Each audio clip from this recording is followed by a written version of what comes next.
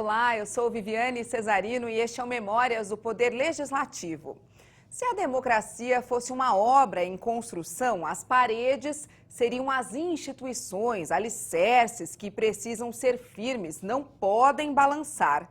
A mão de obra, os cidadãos, todos eles, a gente que vota, o representante que é eleito. E o que faz a liga e o cimento, o poder legislativo. Um engenheiro civil na política, dos projetos de casas e apartamentos para os projetos de lei. Esta foi a transição feita pelo nosso entrevistado de hoje. José Carlos Tonin foi prefeito de Indaiatuba e 2 vezes deputado estadual. E aqui na Assembleia Legislativa, ele liderou a CPI, que investigou a venda de títulos de capitalização na TV, daqueles que não existia a mínima possibilidade de ninguém ganhar nada. Muito obrigada pela presença do senhor aqui no Memórias, é uma honra, um prazer. Eu que agradeço estar aqui com vocês, estar aqui na nossa APESP, que é liderada pelo nosso sempre presidente Tonico Ramos, pelo deputado Tonka Falsetti. É uma alegria grande estar com vocês. Nossos líderes, nossos mentores. Nossos mentores aqui, né? Eu fui já bem recebido aí pelo Tonka, pelo Tonico. Estou bem à vontade. Obrigado. Bom, o senhor aqui, antes de começar, me falou uma expressão que eu achei muito interessante, que o senhor é um homem de pedra. O que é isso? Na verdade, eu costumo dizer, porque depois que eu deixei a Assembleia de São Paulo, mais tarde, a convite do governador Serra, eu acabei sendo assessor especial junto ao Palácio dos Bandeirantes e depois secretário de Estado na época do governador Alberto Goldman. E eu costumo dizer o seguinte, que eu era tido como um homem de pedra, eu me achava como um homem de pedra, porque quando eu saí da universidade, me especializei em cálculo de estrutura de concreto armado. Concreto que sustenta as estruturas, como você citou aí na parte de engenharia. E o concreto armado, todo mundo sabe, é feito de uma mistura. Uma mistura do quê? De areia, que é pedra, de cimento, que vem da pedra, de pedra, que é pedra, e do aço, que também é pedra. Então eu costumo dizer que eu sempre fui tido como um homem de pedra, e de repente liderei uma Secretaria de Estado que cuidou da questão social, da questão de socorrer aqueles que se encontram em estado de vulnerabilidade social ou pessoal. Então, é interessante alguém que era de pedra cuidar da parte social. E como é que foi? Foi muito legal. Eu gostei muito, foi um período curto, mas de um aprendizado também muito grande, uma equipe da Secretaria muito legal e que a gente procurou minorar o sofrimento daqueles vulneráveis socialmente, daqueles que não têm nada e precisam de tudo. Bom, depois a gente fala um pouquinho mais, né, nessa trajetória política. Eu queria puxar o assunto para cá, falando em pedra, falar de água. A água precisa contornar ali os obstáculos. Verdade. Aqui está mais para água ou mais para pedra, o legislativo? Pois é, aqui é um samba, né? Aqui se precisa ser jeitoso, como diz o Tonico Ramos, né? Para contornar os problemas, para analisar os problemas, né? Eu mesmo, até já está falando em água, nós estamos vivendo aí uma crise hídrica que está assolando boa parte do Brasil, inclusive aqui a Grande São Paulo. E eu tive a oportunidade na época, até com a assessoria do Dr. Luiz Nogueira, que está aqui, de criar uma data comemorativa com relação ao tema meio ambiente, que é o Dia da Revegetação. É uma lei que eu tomei a iniciativa e depois foi promulgada pelo governador Mário Covas. Uma lei de 97. Uma lei de 97, promulgada pelo governador Covas, em que chamava atenção, porque nós criamos um dia comemorativo da revegetação. O que seria a revegetação? Seria a recolocação da mata que não devia ter saído, da mata ciliar especialmente. O que é a mata ciliar? O que são os cílios? Os cílios protegem os olhos. A mata ciliar é a mata que protege os rios, ela faz o papel do cílio nos rios, aí o nome mata ciliar. E isso foi tudo muito devastado, e nós estamos sofrendo essa crise hídrica exatamente porque a mata foi embora, e o meio ambiente sofreu demais. Então, lá atrás nós já fizemos uma ação no sentido de conscientização. Era não só dos era um dia para governos. chamar atenção ou ele já determinava uma quantidade de área a ser Não, não determinava, replantada, mas era para chamar simplesmente era uma atenção? data comemorativa para chamar, dar um gancho para chamar atenção. Dizer, olha, Esse nós problema precisamos existe. cuidar da revegetação, porque daqui a pouco vai faltar. Mas é um homem de concreto, preocupado com verde, poxa. Preocupado com verde também, você vê que coisa interessante. E aí nós criamos essa lei para a conscientização exatamente da reposição das florestas, das matas. É claro que não vão repor floresta em tudo quanto é lugar, mas aquelas que protegem os mananciais têm que estar presentes. Agora, como é que foi essa chegada até a política? Começou em Indaiatuba mesmo, esse Começou envolvimento? quase em Indaiatuba. Eu, na verdade, sou da região de Indaiatuba, eu sou nascido em Montemor. Montemor. Depois moramos em Indaiatuba. Meu pai, quando a gente morava no sítio, quando precisamos ir para a escola, meu pai mudou para Indaiatuba. E aí eu tive a felicidade de fazer meu curso de graduação na Unicamp. De engenharia civil. Engenharia civil. E nós vivemos aquele período áureo da guerra entre os universitários e a ditadura instalada no país, o governo autoritário que existia na época. Na época, inclusive, naquela crise de 1968, os nossos líderes, o presidente do nosso diretório estudantil, foi preso naquele famoso congresso de Biúna. Aquele que o José Dirceu foi José Dirceu preso. estava presente. Que o José Dirceu estava presente. Então, o nosso presidente foi preso e outros dirigentes do nosso diretório foram presos em Biúna. Então, eu fiz parte desse movimento político dentro da universidade, no enfrentamento do regime autoritário instalado em 1964. Em 68, estava no AI-5, no auge da repressão. Tá certo? E aí, em função dessa minha participação política na universidade, eu acabei entrando, na época, no MDB e participando da vida partidária municipal. E tive a felicidade de me eleger prefeito da cidade, trabalhei 6 anos na prefeitura. Ah, mas peraí, já E pulou aí, muita parte da história. a história Do diretório a ser candidato. Eu fui candidato a prefeito. Mas como é que foi essa escolha do nome? Foi natural, assim? Em função da nossa postura política na universidade, contrária ao regime autoritário, liderança já. automaticamente acabamos indo para o MDB, que enfrentava o governo federal. Sim. Tá certo? Depois nós tivemos a liderança do Quércia em Campinas, que se elegeu prefeito de Campinas, depois virou senador da República em 1994, e eu, na sequência, eu fui candidato a prefeito em Indaiatuba em 82, quando aqui em São Paulo o governador Montoro foi eleito, o vice era exatamente o Quércia da nossa região, e eu era o prefeito eleito da região.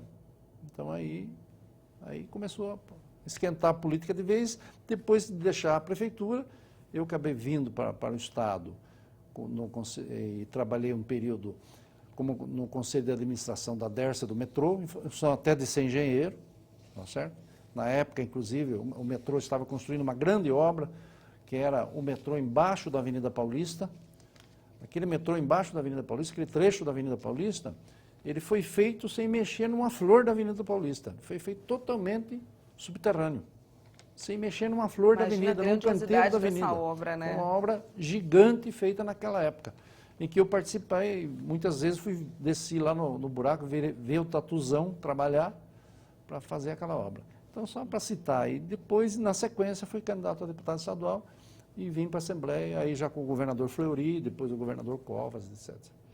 Teve uma participação antes na Secretaria de Obras, não teve, de Sorocaba? Isso, sim, eu até não coloquei no meu roteiro, mas eu fui engenheiro da Secretaria de Obras de Sorocaba. No começo da minha carreira de engenheiro civil, eu tinha um sócio, que éramos alunos da Unicamp, e que nós montamos exatamente um escritório de cálculo de estrutura de concreto armado, esse assunto que eu estava falando aí, em Sorocaba. E aí, a convite do prefeito da época, por coincidência, o prefeito da época era o doutor Armando Panunzio, que é pai do atual prefeito de Sorocaba, do Antônio Carlos Panunzio. Olha que coisa interessante, né? E o doutor Armando me convidou e eu fui trabalhar um tempo na Secretaria de Obras da Prefeitura de Sorocaba.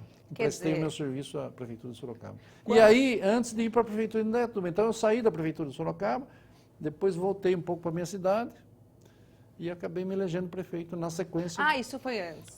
Antes da Indaiatuba. Tinha sido depois. Foi Quer dizer que quando o senhor chegou até a Assembleia, eleito para cá, o senhor já tinha experiência no Executivo? No Executivo de engenheiro da Prefeitura de Sorocaba e de prefeito? De prefeito e de conselheiro do metrô e da Dersa. Era uma bagagem, é uma bagagem considerável. Enfim, teve uma participação, foi legal, foi legal. Como é que sempre foi muito essa... aprendizado, sempre aprendendo muito, né? Porque você participa com pessoas de um bom nível, num conselho de administração de uma companhia como o metrô, ou como a Dersa, é um aprendizado. A gente acaba mais aprendendo do que ensinando, enfim, né? Mas como eu era de confiança do governador Quércio, eu participava do conselho, porque os conselheiros dessas estatais são indicados pelo Palácio. São indicados pelo Palácio. Os conselheiros são indicados pelo Palácio e aí fazem parte do Conselho de Administração, que elege o presidente, etc. e tal, e que mantém o corpo diretivo da estatal.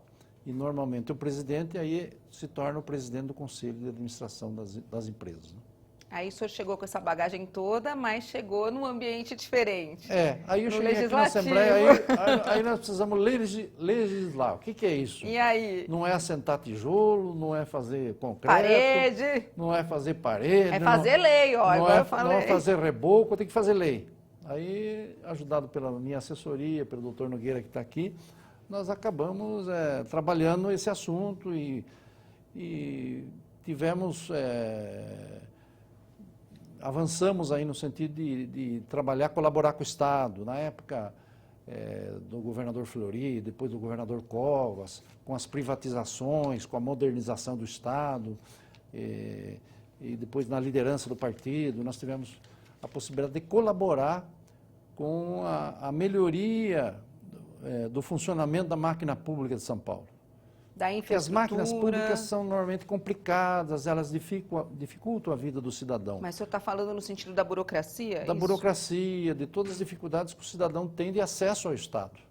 Eram maiores ainda que hoje? Eram muito maiores. Hoje está ficando cada vez melhor. Então, por exemplo, a minha cidade hoje tem poupa-tempo. É uma obra que foi feita no governo do Estado e que foi criada na sequência dos governos, que é muito importante, porque tudo você perde na vida, mas o tempo você não recupera nunca. Você pode até perder dinheiro hoje, amanhã você pode ganhar de novo. Tempo não, tempo você só perde. Então, quando o governo do Estado tem uma obra que poupa o seu tempo, isso é uma coisa valiosíssima, é uma coisa inestimável. Você está economizando tempo. Qualquer outra coisa você pode perder e ganhar de novo. Você pode perder até um parceiro, um namorado, um marido, uma mulher e ganhar de novo. Você pode hoje ter uma empresa, perder dinheiro, amanhã você pode recuperar. Tempo não, você só perde. Então, na medida em que o Estado de São Paulo saiu na frente com o poupa-tempo é uma coisa valiosa, porque poupa o tempo das pessoas que ela só diminui. Para tirar documento. O nosso tempo só diminui. É verdade. O senhor sente isso? Não, eu finjo que não sinto, né? Mas o senhor passou Entendeu? 6 anos aqui dentro, Entendeu? né? Não, 8 anos 8 aqui, né? anos, Foram 2 anos. mandatos. Foi interessante. Né? Então, nós vamos aqui colaborar com o Estado no sentido de fazer lei, no sentido de sugerir muita coisa para melhorar o desempenho do Estado, melhorar o desempenho das instituições, proteger os consumidores, que na época não existia o Código de Defesa do Consumidor ainda, a proteção do consumidor era uma coisa muito precária. Era muito frágil, muito frágil. Por exemplo, os planos de saúde, que eu me dediquei um pouco na época, não tinham regulamentação nenhuma. É totalmente à vontade, quer dizer, o sujeito aderia a um plano de saúde e ficava totalmente à mercê dos dirigentes de plano de saúde. Eles faziam gato e sapato. Quando era jovem, tudo bem, os planos de saúde recebiam você com banda de música. Depois você levava... Vai envelhecer para ver. Você ficava velho, você levava um chute no traseiro e ninguém queria mais. Ninguém quer velho para dar despesa para o plano de saúde. E aí ninguém te protegia também. Não, então, isso, hoje mesmo, atualmente mesmo, está se discutindo isso. Quer dizer, as pessoas estão ficando com idade e o plano de saúde quer descartar, quer cair fora e tal, não quer saber. Então, o Estado tem essa obrigação de fazer essa intervenção e regular isso no sentido de que o cidadão que pagou a vida inteira não seja sacaneado na hora que mais precisa, certo? E o senhor fez isso Isso nós fizemos uma forma de moção apelando ao Congresso Nacional, apelando às autoridades federais, no sentido de que regulamentassem esse esquema dos planos de saúde para dar mais proteção, principalmente às pessoas de mais idade, quando eles mais precisam e os planos querem cair fora, porque não dão margem de renda. De lucro. Vamos falar um pouquinho mais, então, sobre essa questão das demandas que o senhor trouxe da região, que eu acredito que eram muitas, né? Em Indaiatuba, ali, no Então, próximo bloco. Rapidinho, intervalo desculpe. rapidinho, pode ser? Pode. Tá. Daqui a pouco a gente volta, então, com mais memórias. Não sai daí, até já.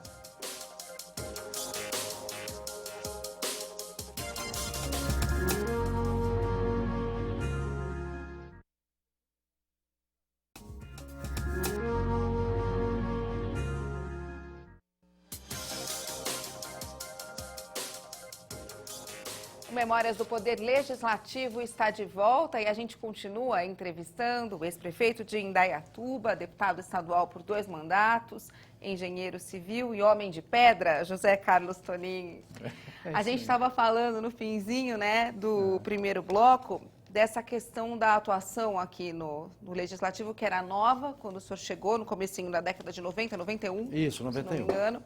E eu queria saber o que o senhor trouxe de demanda de uma região que eu imagino que devia ter muita necessidade. É verdade. Eu costumo dizer que eu fui um parlamentar representante do cidadão comum, porque eu não representava nenhum sindicato, nenhuma associação, nenhuma igreja, nada contra quem representa, mas os meus eleitores é aquele cidadão comum, cidadão... Não é a melhor representação essa? É uma representação interessante. Você representa desde aquele mais pobre até o empresário, passando pelos profissionais liberais, pelos micro e pequenos empresários, pelos maiores. Então, eu representava um pouco de tudo. Às vezes até quem representa todo mundo acaba não representando ninguém, né? Mas enfim, a minha cidade, que é Indaiatuba, ela fica do lado do aeroporto de Viracopos, junto de Campinas. Nós somos praticamente um subúrbio de Campinas. E eu representava aquela região e tinha a obrigação de, como parlamentar, defender os interesses da região. Assim como defendíamos quando eu era prefeito, a duplicação das estradas, né? Quando levamos as delegacias de defesa da mulher, os distritos policiais, né? No caso da minha cidade, na época, a minha cidade desabrochava para ser uma cidade de porte médio, como é hoje, uma cidade de mais de 230 mil habitantes, em que tem uma indústria importante. Então, eu fiz gestões aqui, acabei levando uma escola da FATEC, que é do governo do estado, já muito tempo atrás, ela foi inaugurada em 1995. Então, essa FATEC ajudou no desenvolvimento industrial da cidade, intelectual e industrial da cidade, né? E depois eu participei da negociação de levar para a minha cidade a montadora Toyota. Então, gerou muitos empregos, muita receita, muito prestígio, porque a Toyota é hoje a maior montadora do mundo e produz lá 350 Corollas por dia. Então, isso é uma coisa importante e eu me orgulho muito disso. Uma cidade, isso foi significa muito legal. muito. Foi muito interessante, né? Eu tive a oportunidade na prefeitura também de criar uma fundação de ensino, que hoje tem mais de 2.000 alunos, que é a chamada FIEC, Fundação Indaiatubana de Educação e Cultura, que junto com a FATEC fornece mão de obra qualificada para as empresas da região. Empresas não só de Indaiatuba, mas de Salto, de Capivari, de Ilhas Falsas, de Montemor, enfim, de toda a região. Até gente de Campinas estuda lá nas nossas escolas. E a gente, por sua vez, usamos as escolas de Campinas, né? Campinas tem a PUC, tem Indaiatuba na época não tinha nenhuma faculdade, hoje tem uma série de faculdades, tudo bem, mas na época não tinha, né? Mas a grande referência nossa é a PUC, que é a Universidade Católica, que é uma instituição importante da nossa região, ligada à Igreja Católica, e a Unicamp, que está estabelecida em Campinas, em Limeira e em Piracicaba. Mas o grande núcleo da universidade, de onde saíram grandes pensadores e grandes intelectuais aí do Brasil, é em Campinas, grandes economistas em Campinas, onde tive o privilégio de fazer meu curso de graduação. Como que essas demandas chegavam até o senhor? Os Bom, essas empresários se demandas, reuniam e vinham? essas Como é que demandas, era? eu fui prefeito da O cidade, senhor já conhecia a realidade. conhecia a realidade. E na época, eu participava da Associação Paulista de Municípios, que era diretor da Associação Paulista de Municípios. Então, eu conhecia os prefeitos do Vale do Paraíba também, da região de Barretos, de tudo quanto é lado. E depois nós criamos a APESP, que tem até a mesma sigla aqui da nossa APESP, Associação de Parlamentares, Associação de Prefeitos do Estado de São Paulo. Eu fui um dos fundadores da APESP, junto com o prefeito Lincoln Magalhães, lá do Rio Claro. Então, a APESP era a Associação de Prefeitos. Então, a gente conhecia os prefeitos. Se eu conhecia os prefeitos do estado inteiro, imagine da minha região. Quer dizer, o pessoal vinha na minha casa sem telefonar. Formava aquela fila. Viu? Que tem de almoço aí, tudo bem. Então, eu naturalmente fiquei um porta-voz dos anseios da região, despoluição dos nossos rios. Fizemos um projeto maravilhoso de despoluição do Rio Jundiaí, que hoje já está sendo usado para abastecimento humano, que na época nem se pensava nisso. Pois é, eu tô reparando nisso, eram projetos bem à frente, né? Bem à frente. Do Isso, tempo, um projeto que assim. nós começamos depois de 25, 30 anos, o rio pôde ser usado para abastecimento humano. Ele não tinha condição nenhuma de ser usado, né? E exatamente porque era uma demanda regional, de vários prefeitos. Então, eu atendia os prefeitos de Itu, de Salto, de Porto Feliz, de Montemor, de Ilhaço Alto, de Capivari. Prefeitos unidos já pelas dificuldades, que hoje depois são acabei tantas. até recebendo títulos honorários de Várias cidades. de várias cidades. Por exemplo, eu sou cidadão honorário de Capivari, cidadão honorário de Arthur Nogueira, cidadão honorário de Charqueada. Então, Tem uma cola aqui. isso foi, na verdade, uma gratidão, né? Um agradecimento. Um agradecimento. Dizem que a gratidão é uma das rainhas das virtudes, então eu tive a oportunidade bacana. de saborear um pouco da gratidão. Que bacana. É. Agora, sabe o que me deixou curiosa, deputado? Hoje a gente conversa com muitos prefeitos e sabe que eles têm muitas dificuldades na hora de fechar as contas ali da administração. Falta receita, a população bate ali na porta cobrando. É verdade. E a gente conversa com muitos, né, deputados e muitos prefeitos, eles vivem dizendo para a gente que tudo acontece mesmo no município, que é no município que a gente vive. O cobertor está curto. Que o cobertor está curto, que precisa mendigar lá em Brasília. Nessa época já era assim? E mais, uma outra pergunta. O senhor tem uma grande experiência na iniciativa privada, o senhor é um empresário. Se o senhor tivesse a experiência de hoje e fosse prefeito de novo, o que o senhor teria feito de diferente na gestão? Eu não sei se eu tinha feito muita coisa diferente, mas é claro que a experiência de hoje, eu não teria cometido erros que certamente cometi, né? Mas acredito até que tive muita sorte, fiz alguns projetos interessantes. Você quer ver um projeto interessante da área de prefeito, que depois eu tentei implantar no Estado, mesmo no Brasil inteiro, foi o projeto de lotes urbanizados. Na nossa região, assim como aqui na Grande São Paulo, nós temos o quê? Muitas invasões. Tem até hoje o movimento dos trabalhadores sem terra. Uhum. Na minha cidade, nunca eu permiti invasão de qualquer área pública ou particular, porque eu dizia que a invasão lá era legalizada. Por quê?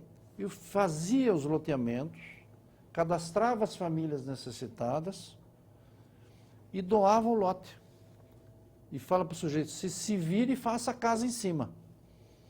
Pelo menos o terreno Quando tá eu garantido. implantei o primeiro bairro de lotes urbanizados, vieram as críticas da classe média mais refratária, esse tipo de coisa. A classe média refratária, às vezes é meio refratária a ajudar os mais de baixo, da classe, os do andar inferior. Então, fala assim, o prefeito de Indaiatuba está criando a primeira favela municipal do Brasil. Falei, tudo bem, só que na primeira favela municipal do Brasil, cada um vai ser dono do seu pequeno pedaço para assentar filhos e sonhos. Assentar filhos e sonhos. Porque amanhã ou depois, ele vai acabar fazendo... Então, o sujeito, olha, prefeito, eu estou ferrado, não aguento pagar aluguel, só estou eu trabalhando na família, eu vou mudar no lote que o senhor me deu, vou fazer um banheiro e vou mudar embaixo de uma lona. Pode mudar. Eu ligo água e ponho o caminhão de terra lá para ajeitar o terreno para você e tal. Todos praticamente construíram suas casas. Então, eu entendo até hoje que no Brasil, do tamanho que nós somos, não tem nenhum cabimento uma família, um trabalhador, não ter um terreno de 150 metros quadrados para assentar sua família. Isso não existe.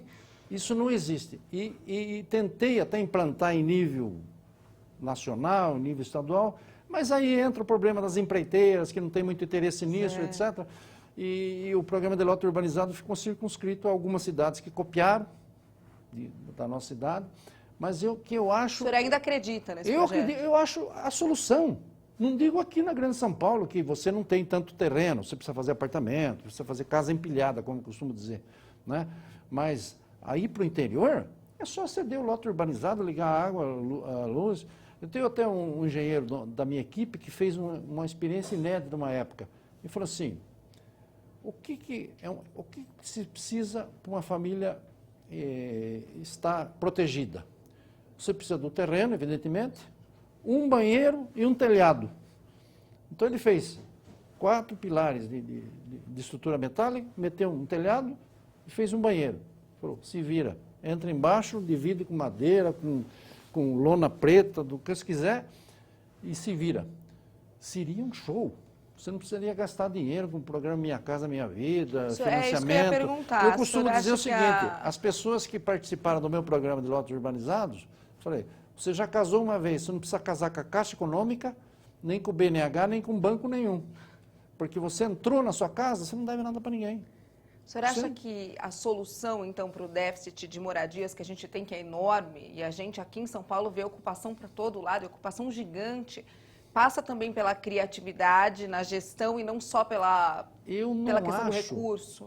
Eu não acho, eu tenho certeza. Tenho certeza. Eu tenho certeza. É por isso que eu perguntei da iniciativa privada. Ela tem essas soluções que, de repente, a administração pública poderia puxar, porque o lote urbanizado, a pessoa pegou um lote, ele não tem condição de fazer, ele pega os irmãos da igreja dele, ele faz um acordo na empresa, ele pega a sogra para ajudar um pouco, ele acaba fazendo a casa dele.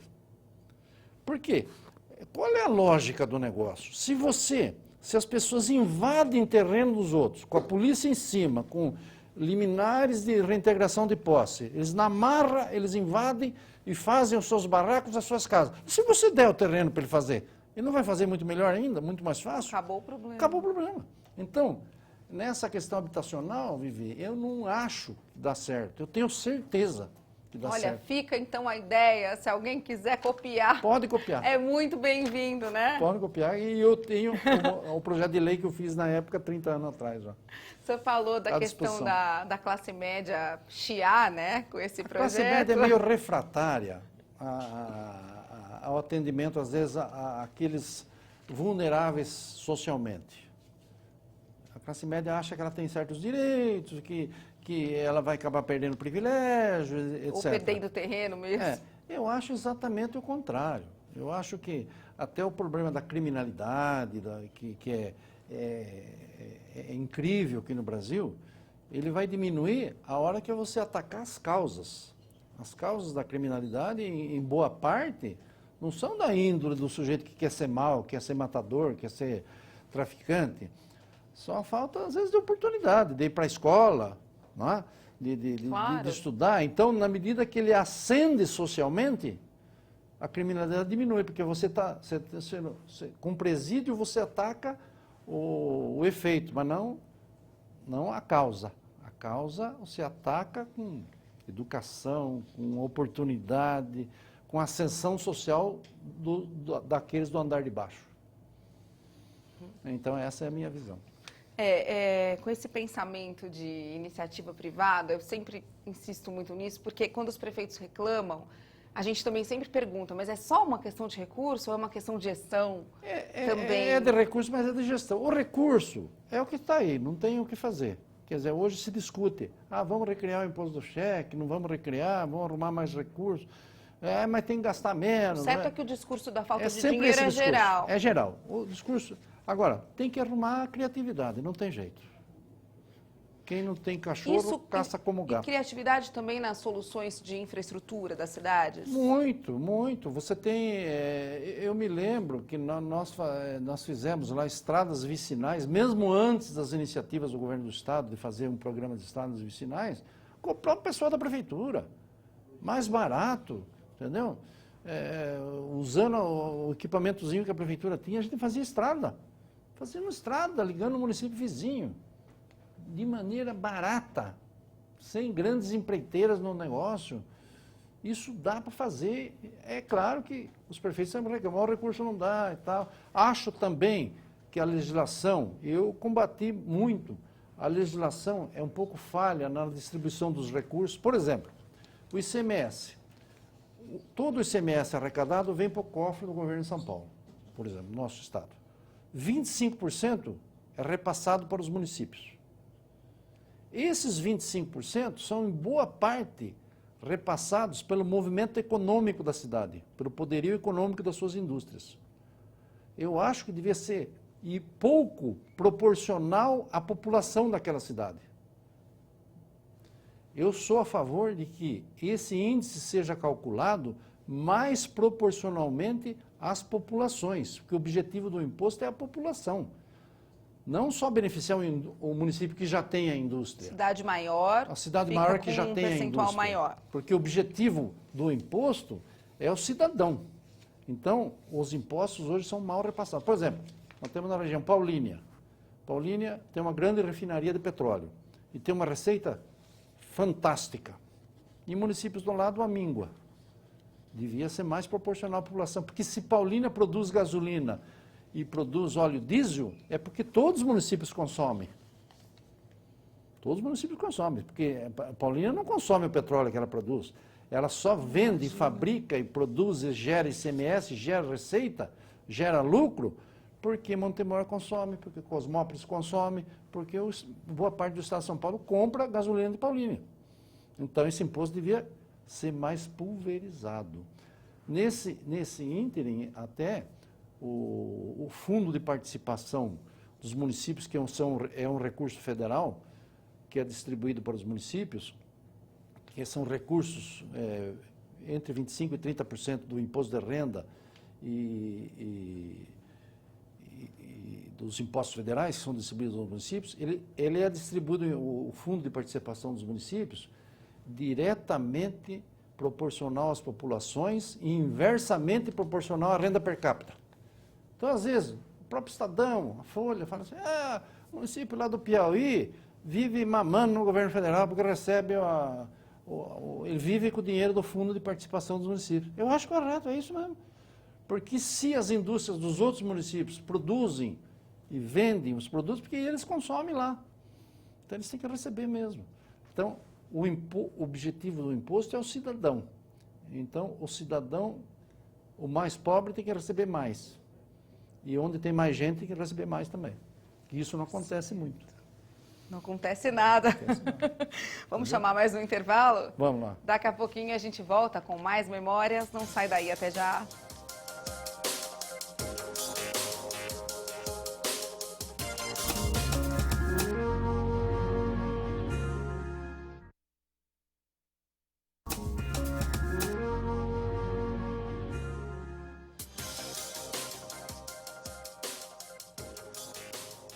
José Carlos Toninha, o entrevistado de hoje do Memórias do Poder Legislativo, ex-prefeito de Indaiatuba, 2 vezes deputado estadual, engenheiro civil, empresário.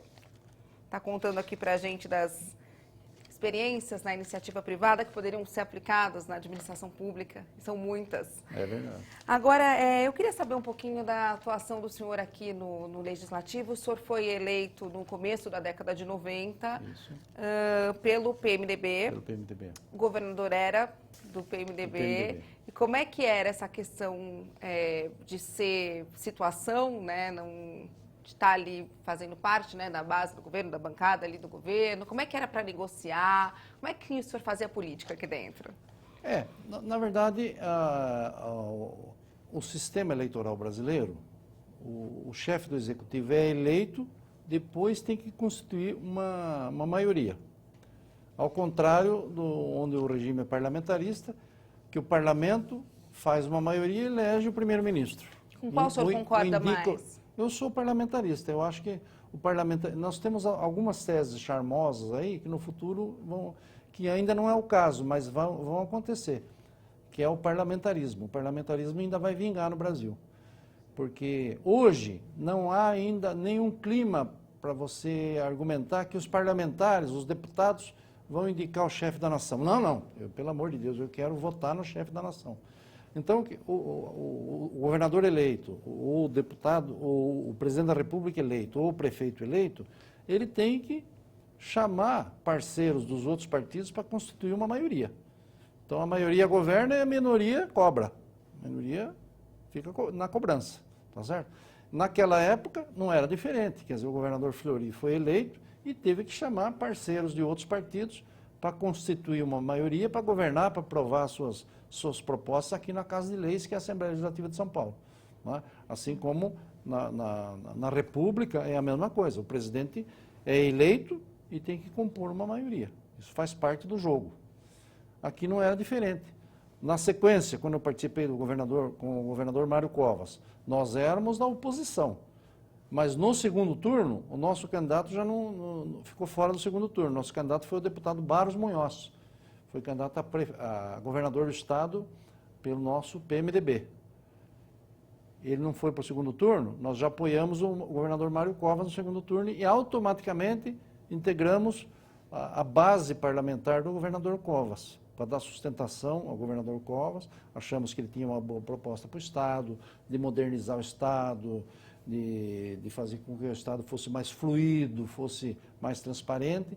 E eu acho que foi um sucesso, tanto que o governador O senhor trabalhou Covas, como líder. O governador Covas foi reeleito. E aí eu tive a oportunidade, inclusive, nos segundos 2 anos, de ser o líder do partido. E aí, por uma coincidência muito legal, foi que, quando eu fui eleito prefeito, o Mário Covas foi eleito deputado federal, ele foi o deputado federal mais votado da minha cidade. Eu já tinha apoiado o Covas. Entendeu? E foi um negócio bacana. Foi muito legal. Porque o Covas era tido como bravo, está aqui o Tom Cafalcetti, que foi deputado e conhece bem, foi companheiro do Covas e sabe bem, ele era rabugento e bravo e sério, tá certo? Então o pessoal tinha medo de falar com o Covas. O pessoal ia lá no Walter Feldman, que era o nosso deputado e chefe da Casa Civil, e falou assim, olha, quem que vai entrar na jaula para falar com o homem, né? Quem é que tem coragem de falar com o homem? Falar, se ninguém tiver, eu vou, e que não sou do partido dele, sou de outro partido, mas eu falo porque eu tenho... Ia. Olha. Eu me lembro uma vez que o Covas é muito responsável e vinha as indicações de obras para cidades. Então, e os deputados me reclamavam, olha, está lá no gabinete do chefe, ele não libera para assinar um convênio, enfim e tal. Aí eu cheguei um dia lá, falei, meu chefe, vamos falar uma coisa, você precisa liberar essas emendas dos deputados aí, os deputados precisam dar satisfação nas suas regiões, precisam prestar conta para os seus prefeitos, para aqueles que votaram nele. Mas veja bem esse projeto aqui, ó. Tem uma galeria aqui que eu não concordo com esse tubo aqui, esse tubo não pode ser de 60, tem que ser de 80. No detalhe ali. No detalhe. Falei, meu chefe, vamos fazer o seguinte, essa parte técnica, dê o julgamento político, pode fazer. Depois, o convênio vai ser analisado pela parte técnica do Estado, a documentação da Prefeitura está em ordem. Não se meta com esse negócio de ver tecnicamente. Eu sei que você é um grande engenheiro, o Covas era engenheiro, como eu, quer dizer, um grande engenheiro. Agora, não dá para você ficar olhando todos os projetos. Ele tinha uma preocupação extrema. Mas ele tinha preocupação com o dinheiro público e ficava querendo ver detalhe. Com medo de um gasto desnecessário. É isso, desnecessário. Se for ver detalhe, nós não vamos andar com esses projetos. Então, é justo que essa prefeitura leve esse recurso? É justo. O projeto depois eles vão ter que mostrar para os técnicos do Estado de São Paulo se é bom ou se não é. Tudo bem. E aí ele acabou liberando. Aí ele aceitava. Ele aceitava, resmungava, mas fazia, né? Ele foi um cara muito responsável e foi muito bom para o Estado de São Paulo. Então, na maioria das vezes, ele não foi bravo? Não, ele era bravo porque ele enfrentava, né? Ele era avesso à injustiça, é um sujeito que era um deputado que lá na época do governo federal, ele enfrentou o regime autoritário, lá na tribuna da Câmara dos Deputados, que teve restrições eleitorais, até em função disso, foi cassado e tudo mais, e sabia o que ele estava fazendo. Então, a experiência do senhor como líder foi quando Foi o muito Covas legal, era governador? quando o Covas era governador. Foi um período muito rico, muito importante, que o Estado se modernizou, quando o Estado privatizou as empresas estaduais, privatizou a Eletropaulo, privatizou o Banespa, privatizou a Comgás, a Eletropaulo, a CESP, enfim, deu uma arejada no Estado de São Paulo, porque o Quércia já tinha começado a fazer isso, quando o Quércia fez uma grande obra, a privatização da VASP. O senhor era muito próximo ao Quércia? Eu era da minha região, eu era próximo. O Quércia fez um grande projeto que foi a privatização da VASP. O Quércia saiu na frente de todo mundo disso, porque ele privatizou a VASP. O que interessa? Para que interessa para o cidadão de São Paulo se o governo de São Paulo tem uma companhia aérea? Para fazer o quê? Se a maioria não usa companhia aérea. Para o trabalhador não interessa para dizer que o Estado de São Paulo tem uma companhia aérea, para fazer o quê? Não serve para nada. Então o Quércia privatizou. E o Covas deu sequência depois nos projetos de modernizar o Estado, privatizando as empresas de São Paulo. Bom, então teve a experiência desses projetos que o senhor já contou, de meio ambiente, experiência de líder e a experiência de presidente da CPI, é verdade, que investigou o que era uma febre na década de 90, que eram aqueles 0900, que a gente via na televisão como título de capitalização. Exato. E ficava doido para ganhar, e ganhava? Na verdade nós criamos aqui uma CPI e fomos à justiça contra esses títulos de capitalização que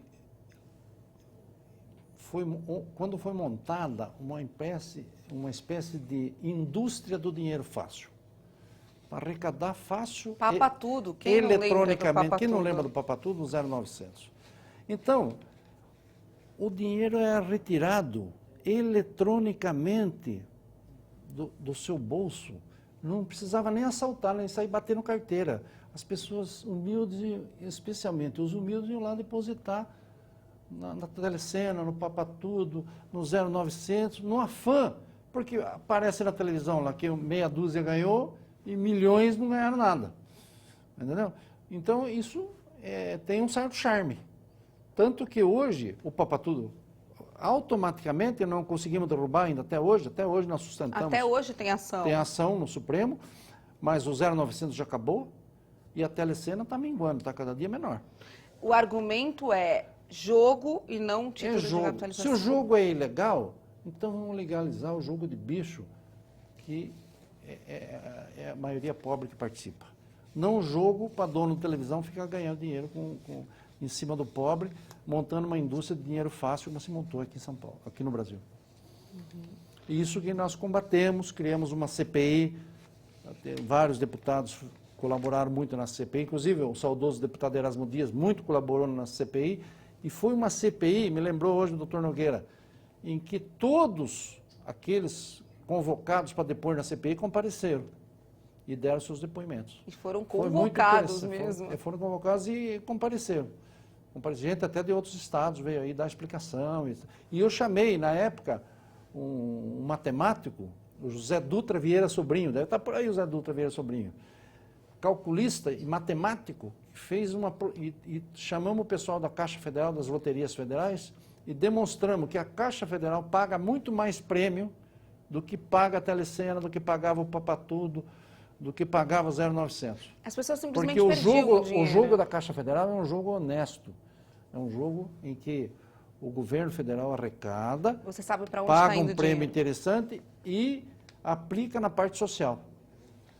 Agora, mas não aplica bem na parte social. Isso é uma outra conversa que os deputados têm que fiscalizar e nós, como cidadãos, temos que fiscalizar. Se é bem aplicado ou não é bem aplicado. Mas a formatação do jogo federal é bem feita. Bom, a gente está terminando o nosso programa, a gente tem um pouquinho mais do que 3 minutos. Eu só queria fazer mais uma pergunta rápida. Quando o senhor tocou no assunto do parlamentarismo, se a gente tivesse o parlamentarismo hoje, a gente não estaria nessa crise política, porque o governo já teria sido desfeito e um primeiro-ministro, um novo primeiro-ministro, né, assumido. O senhor como empresário que emprega pessoas, que tem essa visão... que tem uma visão moderna mesmo, né, da administração pública, com todos esses exemplos que o senhor deu para a gente, Onde é que o senhor acha que a gente vai parar? Como é que essa crise vai terminar? Porque hoje ninguém sabe. Eu acho que, em primeiro lugar, que nós não temos crise. Nós temos uma crise política. Não econômica, na Não opinião do senhor? econômica. A crise econômica existe, mas em função da política. Porque o que está se questionando é a caneta presidencial. Porque a caneta tem que mudar de dono. Mas isso é só em 2018, não é agora. Na próxima eleição. Porque eu convoco os jovens e vivo falando, dando palestra nesse seguinte sentido. Quando tem a campanha eleitoral, o sujeito nem vai votar. Ele vai para a praia, ele vai para Miami, vai não sei para onde, ele não quer nem assistir o horário eleitoral. 3, 4 meses depois, está na Avenida Paulista fazendo movimento para derrubar quem foi eleito. Ou defendendo a conversa ditadura. é essa? Que conversa é essa? Por exemplo, na minha cidade. O pessoal questiona o prefeito e tal. Gente, daqui a um ano tem eleição. Se inscreva num partido político, seja candidato a vereador ou ajude alguém.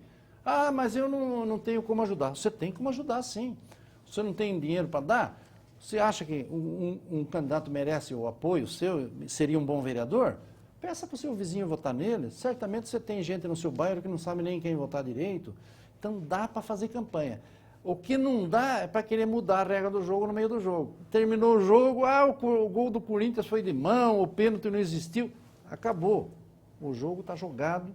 Espera a próxima partida. Eu lambaria pescado, como nós falamos lá no interior. Espera a próxima partida, então. E o Espera senhor a não vai próxima. mais ser candidato? Pois é, eu tive um problema pessoal, que eu tive um filho sequestrado no ano 2000, que ficou 30 dias preso. Puxa. E que me causou um transtorno pessoal e depois eu não fui mais candidato. Só estou participando da vida pública, assim, ajudando os candidatos que eu acredito. E trabalho hoje num partido político, do PSC, na minha região, etc. E colaboro com os candidatos, ajudo os parlamentares a se eleger, aqueles que eu considero que são bons. Eu costumo dizer que eu vou a Brasília, semana que vem, inclusive, eu vou a Brasília, e vou lá, tem um grupo que fala mal do outro grupo, e outro grupo que fala mal do outro. Eu falei, tem alguns que são meus amigos que me falam a verdade, sabe, Vivi? Mas me falam a verdade. Então eu vou ouvir aqueles que me falam a verdade. Bom, de qualquer forma, que o senhor continue sempre representando o cidadão comum. O cidadão comum, é isso aí. Eu adorei essa frase. Valeu. Muito obrigada, viu? Eu que agradeço. Um homem de pedra com muita doçura para dividir as experiências Obrigado. com a gente. Muito obrigada mesmo. É isso, Memórias do Poder Legislativo fica por aqui. Muito obrigada pela sua audiência e até a próxima.